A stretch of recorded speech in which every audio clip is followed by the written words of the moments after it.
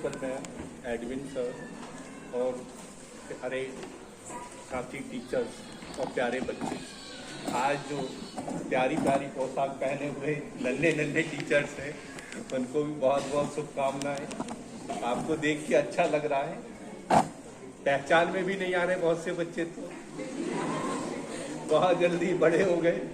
नई टीम हमें मिलने को तैयार है, पुरानी टीम साथ में है। सभी को पुनः टीचर्स डे की शुभकामनाएं।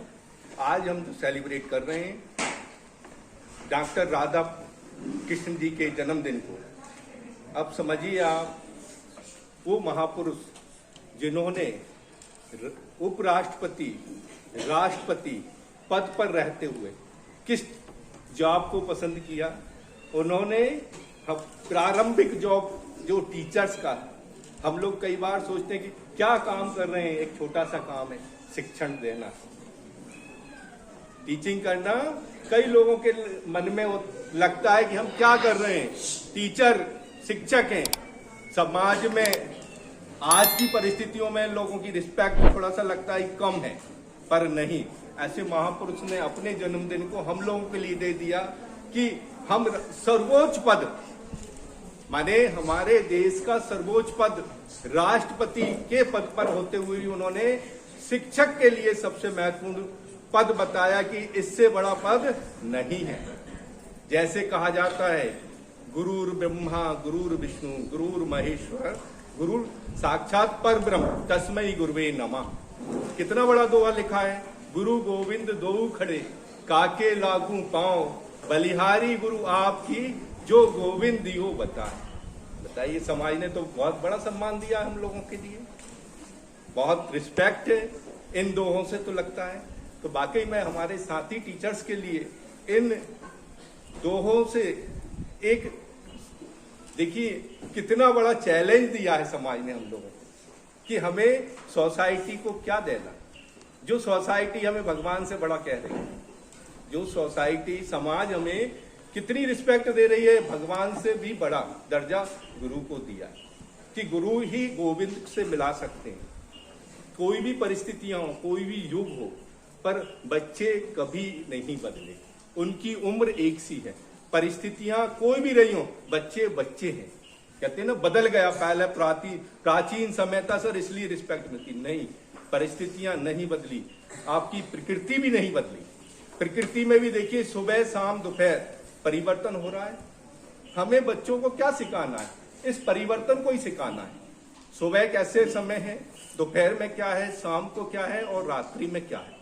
समय परिवर्तित है, इस समय के साथ हम कैसे सेट हो, सामंजस्य कैसे बनाएं, ये हमारे बच्चों को हमें बताना है कि हमारा बच्चा हर समय कॉन्फिडेंस में रहे, खुश रहे, आनंद से रहे और हमेशा सीखने के लिए तत्पर रहे।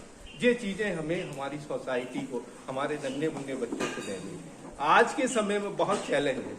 मैंने सुबह भी मीटिंग में, एक 2 मिनट की मीटिंग में कहा कि आज बच्चों के पास बहुत ज्यादा सब्जेक्ट, बहुत ज्यादा कंटेंट, बहुत ज्यादा सिलेबस उम्र से पहले उनके पास आ रहा है। आपने देखा कि आज के समय में पहले एक सिलेबस होता था, 5वीं का बच्चा 5वीं की क्लास की ही पुस्तक पढ़ेगा, 8वीं का बच्चा 8वीं की पुस्तक पढ़ेगा और 11वीं के बच्चे के लिए 11वीं की पुस्तक। आज समय बदल गया है, उसके हाथ में नई टेक्नोलॉजी है, वो कहां से क्या सीख रहा है, इससे हमें बचाना है। बच्चे को उसकी उम्र के लिए सिलेबस मिले, जिस उम्र पर जो सीखना है वो मिले। इससे हटके कुछ और सीख रहा है तो उस पर नजर हमारी रहनी है। हम सोसाइटी में हैं, सोसाइटी में सबसे पहले हमारे पास उसके अवगुण आएंगे और कोई अवगुण आते हैं, आपने उसे धीरे से हटा दिया। जैसे बहुत अच्छा गार्डन है और गार्डन में निंदाई करने वाला माली देखता रहता है कि इस गार्डन में कौन सा कोई कचरा आ रहा है, तो कचरा पूरे गार्डन में फैले, उससे पहले कम मेहनत के साथ वो चुन चुन के वो छोटे छोटे जो आ रहे हैं उसमें खरपतवार, उनको निकालता जाता है और गार्डन उसका सुंदर बना रहता है। ऐसे ही ये हमारे प्यारे बच्चे हैं, इनमें कोई अवगुण नहीं है। जब ये हमारे पास आए हैं, ये सब अच्छे हैं। जो उम्र पर मेरे अपने स्कूल में ये आते हैं 3 साल 5 साल 8 साल में, तो सब बच्चे बहुत अच्छे हैं। इनमें कोई भी अवगुण नहीं है, पर जैसे जैसे हम देखते हैं 11th-12th के बाद बच्चे हमारे कंट्रोल में नहीं रहते, या वो समाज के अन्य लोगों के संपर्क में जैसे ही आते हैं तो उनमें कुछ ना कुछ समाज की जो बुरी आदतें हैं, परिस्थिति बस या जो भी संयोग बस कहना चाहिए, या उनके आसपास का माहौल, एटमॉस्फेयर, जिस वजह से उनके अंदर कहीं कमी आ रही है, तो उन पर नजर रखते हुए, उनको विश्वास में लेते हुए कि आप अच्छे हैं और सही चीजों, सही लाइन पर चलते रहिए, ये दायित्व हमारे पास है। बहुत बड़ा चैलेंज आज हमारा इंडिया के लिए, क्योंकि यही तो इंडिया है, हम भारत हैं, हम इंडिया हैं। ऐसा नहीं है कि देश अलग है, देश हम सबसे मिलकर बना है। आज देख रहे हैं हिंदुस्तान की तरक्की, हम लोग चांद पर, दक्षिण ध्रुव पर सबसे पहले पहुंचने वाले हमारा सैटेलाइट है। देख रहे हैं ना, आजकल सुन रहे हैं सूर्य का आदित्य एल, हम लोग तो हम हिंदुस्तान की जो आज की परिस्थिति है उसका आनंद भी लें कि आज दुनिया में हम लोगों का डंका बज रहा है। कैसे बज रहा है? हमारी एजुकेशन की वजह से।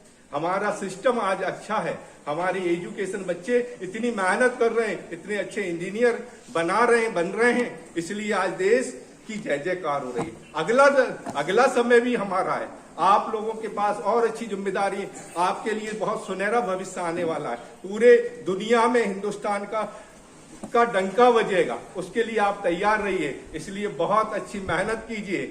जैसे सीखने के लिए मैंने कहा ना, आपको सबसे पहले सीखने के लिए विनम्र बनना पड़ेगा बच्चों को। जैसे माटी देखिए, कड़क रहती माटी तो क्या होता है, कोई आकृति बन सकती है? कड़क माटी में क्या होगा? निर्माण हो सकता है? क्यों नहीं? क्योंकि वो कड़क है, उसमें कुछ बनने के गुण नहीं है। बनने के गुण कब आएंगे? जब उसको गला दी जाएगी, मुलायम कर दी जाएगी, नरम कर दी जाएगी, फिर उसको आकृति किसी भी तरह से हम दे सकते हैं।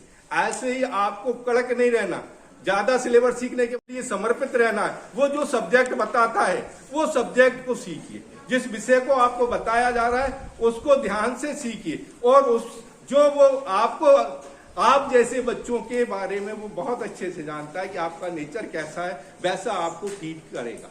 इसलिए आप अपने टीचर से जुड़ के चीजों को सीखिए।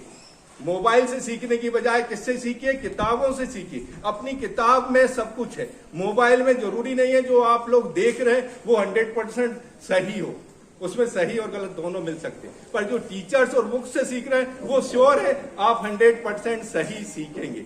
इसलिए आप पहले विश्वास रखिए अपने टीचर्स पर, दूसरा अपनी बुक। हम लोगों को भी पहले ग्रंथ पर विश्वास करने का कहा है। किसी कभी कोई विवाद होता है, कोई मत ऐसा फंस जाए कि खंडन होता है, दो विद्वान मिल जाएं कि ऐसा नहीं, ऐसा तर्क वितर्क करने होने लगे, उस स्थिति में किसको प्रधानता दी जाती? ग्रंथ को। ग्रंथ माने किताब, आपकी जो पोथी, आपकी किताब है वो महत्वपूर्ण है। इसलिए आप किताबों के साथ बैठें, ज्यादा से ज्यादा अपने टेबल पर दें। टेबल और बुक्स के साथ जब बैठेंगे तो आपको सही चीजें मिलेंगी, आप सही बनेंगे। हमारा उद्देश्य भी क्या है? आप सही बने, देश के अच्छे नागरिक बने और देश की सेवा करें।